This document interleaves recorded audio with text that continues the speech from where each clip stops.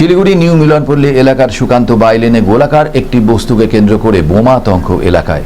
তবে ওই বস্তুটি দেশি বোমার আকারের সাথেই ছিল একটি সলতে, আর তাতেই আতঙ্ক ছড়িয়ে যায় পুরো এলাকায়। শুক্রবার দুপুরে বিদ্যুৎ বিভাগের কার্যালয়ের কাছে একটি নালায় ওই বোমা জাতীয় বস্তু পড়ে থাকতে দেখে এক কিশোর। এরপর সেই কিশোর অন্যদের খবর দিলে স্থানীয়রা বস্তুটিকে দেখে পুলিশকে খবর দেয়। তৎক্ষণাৎ শিলিগুড়ি থানার পুলিশ ঘটনাস্থলে পৌঁছে খবর দেয় সিআইডি বোম স্কোয়াডকে।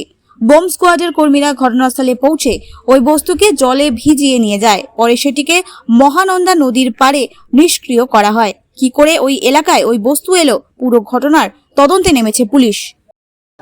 আধা ঘন্টা 1 ঘন্টা আগে একটা বাচ্চা ছেলে আমাকে বলছে, কাকু দেখো, আমি দোকানে যাচ্ছিলাম একটা চিনি আনতে, তখন আমাকে বললো যে কাকু দেখো এখানে একটা কী পড়ে আছে। তখন আমি ওকে বললাম যে ভাগ এখান থেকে, কিছু না এটা। তারপর দেখলাম যে সলতা আছে, ছবিটাও তুলে আমি টেলিফোন এক্সচেঞ্জ অফিসারদেরকে ডাকলাম। ডাকার পর সব অফিসাররা দেখলো, দেখার পর বললো না সত্যি হতেও পারে বোম, গোল দড়ি দিয়ে বাঁধা এবং সলতাও আছে। এখন আতঙ্কিত ভয় আছে, দুই পাশে ওয়াল আছে, আমাদের পাড়াও কিছু বাড়িঘর আছে, এই জন্য ভয়ে আমি থানাকে ফোন করলাম, পুলিশ আসলো।